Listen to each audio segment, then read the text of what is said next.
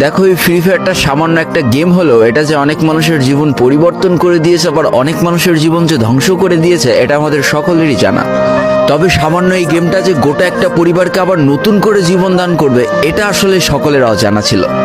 হ্যাঁ বন্ধুরা, আজকের গল্পটি এমনই একটা পরিবারকে নিয়ে যারা এই ফ্রি ফায়ার গেমটাকে একেবারেই সহ্য করতে পারতো না, বরং তাদের সন্তান যখন এই গেমটা খেলতো তারা আরো উল্টো বকাবকি করতো।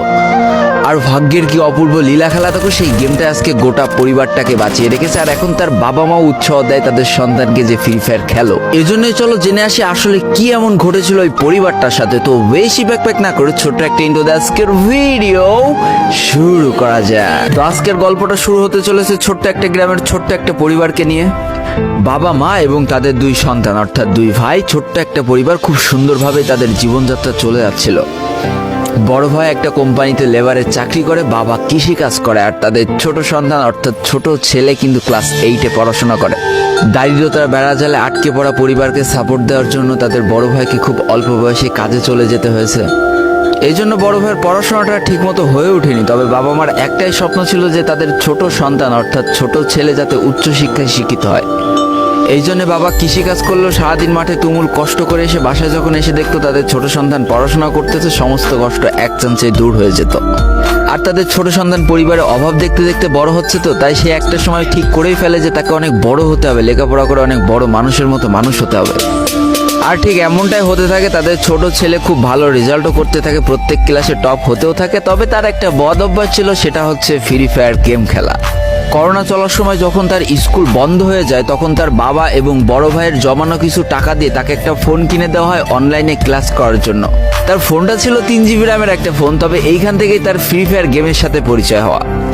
সারাদিন পড়াশোনার ফাঁকে সময় পেলেই সে ফ্রি ফায়ার গেম নিয়ে বসে পড়তো। আগে যেমন বাইরে খেলাধুলা করতো, এখন সে আর বাইরে খেলাধুলা করে না, ঘরে বসে সারাদিন ফোন টিপে আর ফোনে গেম খেলে।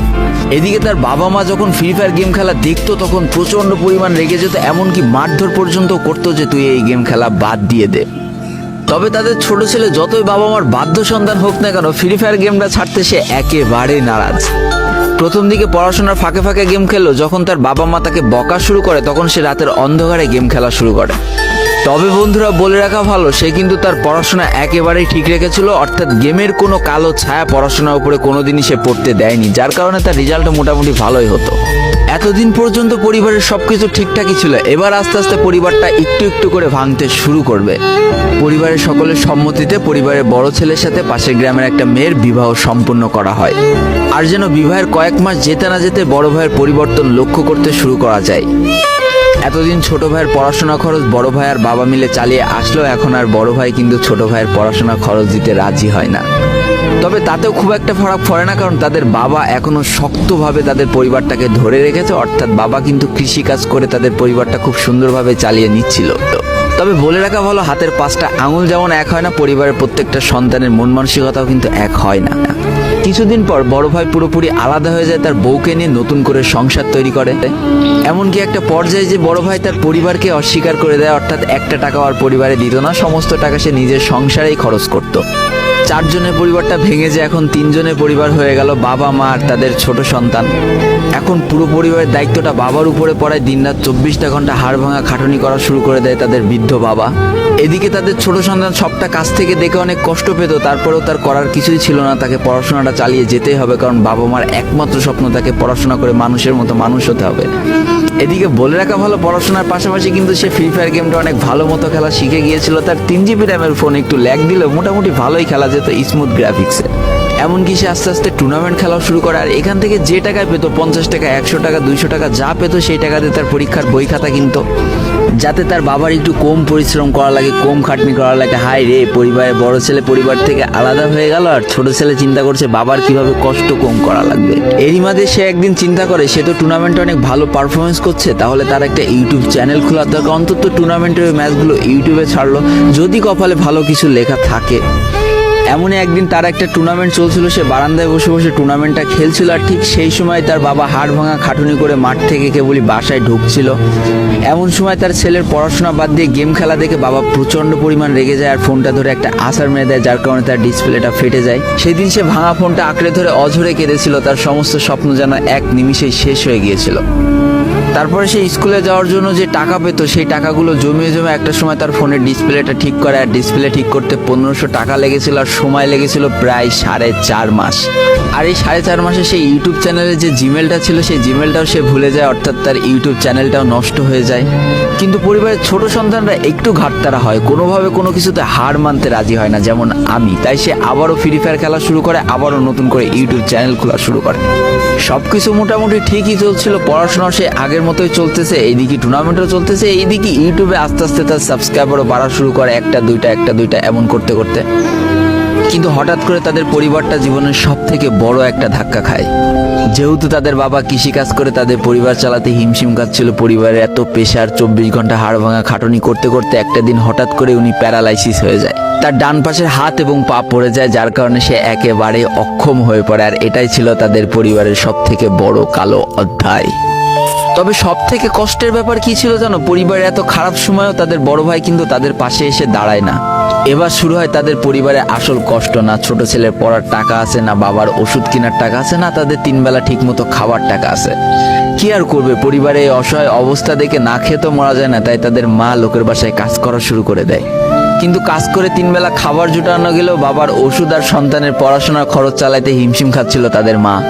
ঠিক এই সময়টায় পরিবারের ছোট ছেলে সারাদিন চিন্তা করতে থাকে যে আসলে তার কি করা উচিত, কি করলে পরিবারের সবাই ভালো থাকবে, কি করলে বাবার ওষুধ কেনার টাকা সে জোগাড় করতে পারবে, কি করলে বাবা মার স্বপ্ন পূরণের জন্য সে পড়াশোনা করতে পারবে। তার সামনে শুধু একটা অপশনে খোলা ছিল, সেটা হচ্ছে ফ্রি ফায়ার গেমটা। কি আর করবে, সারাদিন সে পড়াশোনা করতো আর সারা রাত ফ্রি ফায়ার গেম খেলে খেলে ভিডিও আপলোড করা শুরু করে ইউটিউবে। তোমরা শুনলে অবাক হয়ে যাওয়া, 24টা ঘন্টার মধ্যে সে মাত্র 4.5 ঘন্টা ঘুমাতো। দিনের বেলা স্কুলে থাকতো, স্কুল থেকে এসে সে একটা চার দোকানে কাজ করতো, চার দোকান থেকে বাসায় এসে পড়াশোনা করতো, পড়াশোনার পরে রাত্রেবেলা ফ্রি ফায়ার গেম খেলে ভিডিও আপলোড করতো। সৃষ্টিকর্তা হয়তো তাদের কষ্টটা দেখেছিল, তাই তার বেশি দিন কষ্ট করা লাগেনি। 4.5 মাসের মাথায় তার একটা ভিডিও ভাইরাল হয়ে যায়। ব্যাস, লাইফের মোড়টা এইখান থেকে ঘুরে গিয়েছিল। তোমরা সকলে জানো একটা ভিডিও ভাইরাল হলে আসলে কি হয়।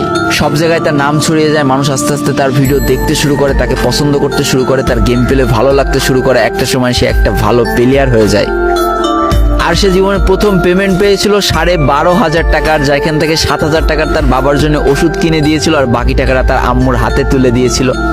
তারপর থেকে তার মাসিক বেতন কখনো ওই 12,000 টাকার থেকে কমেনি, বাড়তে বাড়তে বাড়তে বাড়তে একটা সময় তার মাসিক বেতন দাঁড়ায় 1 লাখ টাকা, যেটা ছিল তাদের পরিবারের জন্য অবিশ্বাস্য একটা ব্যাপার। যেই পরিবারটা না খেতে পেয়ে প্রায় মরার মতো অবস্থা হয়ে গিয়েছিল, সেই পরিবারটা আজকে কোথা থেকে কোথায় যে দাঁড়ালো।